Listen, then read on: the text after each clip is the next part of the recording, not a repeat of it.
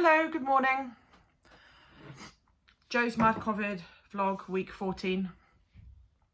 I've been making these videos no longer than 2 minutes 20 seconds because of how long you can put a video on Twitter for, but I figured this doesn't really matter. I can just do longer if I want to, so that's fine. I don't feel so constrained by time.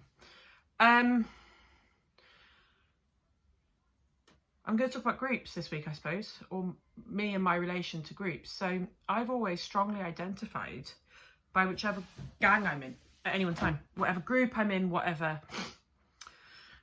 I think this is partly a hangover actually from when I was in primary school and I was moved up a year, and the way it was done was just extremely negligent of my emotional well-being. But of course there was this mantra, right? Joe is smart, Joe'll be fine, right? Because I was smart, because my parents were middle class, because we had money. No one ever thought, I think, to worry too much about my well-being, even though it's obvious. It was obvious then, to be honest, and it's obvious now that I had quite serious psychological problems. Anyway, I never belonged, did I, once I got moved up a year? Because my old friends didn't want me anymore because I wasn't in their class. And the new friends, I mean, I'm 9 years old, you know what kids are like. New classmates are just like, well, who the hell is this person who shouldn't even be in our class, who is kind of still performing highly. So I've always identified by whichever gang I'm in at any one time, whether that is a band that I'm in, an orchestra that I'm in, whether it's, you know, whether it's MadCovid, whether it's a group of pals, work, projects, conference, you know, anything like that, I identify. It's like I'm part of this gang. Also with the union stuff that I'm involved in, it's like what I don't like are sort of gangs splitting up or ending or fracturing, and I just think it's quite interesting to reflect on why that means so much to me. I think it's a hangover in a sense. I think partly it's just because I'm a people person and partly because I'm very loyal. And partly it's just a hangover from feeling like I never belonged when in fact I don't need to worry about that anymore, because I'm not, like, I don't need to prove anything anymore. I don't need to prove why I deserve to be part of a gang. I don't need to prove why I deserve to be part of a team.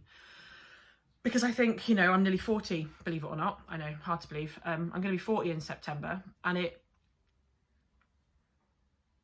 I have very mixed feeling. Well, no, actually not mixed. I don't want to be 40. I want to be 28 again. I want to be young again. I'm someone who fetishizes youth, and I fetishize not aging.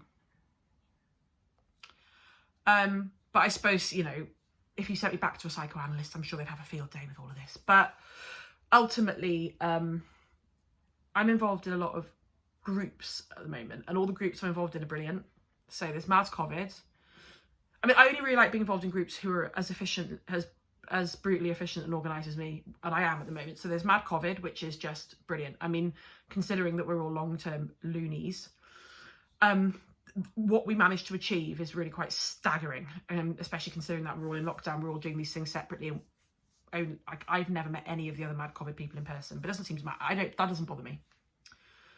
Then there's Gareth Brown's vice president election team for our union, and that's all going live very soon, and we've got a wonderful team putting together stuff, and it's just like, can someone get this done? I'll get it done. Let's do it. And this is what I like. I don't like people who don't do what they say they're going to do. It's like, if you're going to fucking do something, just fucking do it. Then there's the people I know within the union, and we all share sort of similar views on things, which is we want higher and further education to be less crap. We don't really care about long-standing interfactional infighting, and I've just made some brilliant friends, and we're all a little team. And then there's the people I work with at the food bank. I know I keep going on about this, but it's like our little gang, stuff that we've achieved together. I would lay down the road and die for any of those people, because, and yeah, you know, it's just our gang. It's our crew. And I know I probably sound like someone out of like an Enid Blyton novel, don't I? you know, the famous five or like the secret seven or whatever. And, you know, I don't know, I just have a code, I suppose, with the people that I'm friends with. And I suppose it's just quite interesting to explore. But anyway, yeah, so that's a bit rambling, isn't it? But it's just something that I've been thinking about. It's something that's been on my mind. So I suppose I wanted to sort of get out there. I miss everyone so much. I miss all my friends so much. I miss just bear hugs with all of you. Even those of you that don't like hugs are getting hugs next time. I miss all of it. And I kind of want that back, but I also am scared about lockdown ending and things going back to how they were, because normal was shit, as I've said before. Anyway, I've gone on for far too long. I think I've managed to play with my hair a lot less this time though. All right, see you later.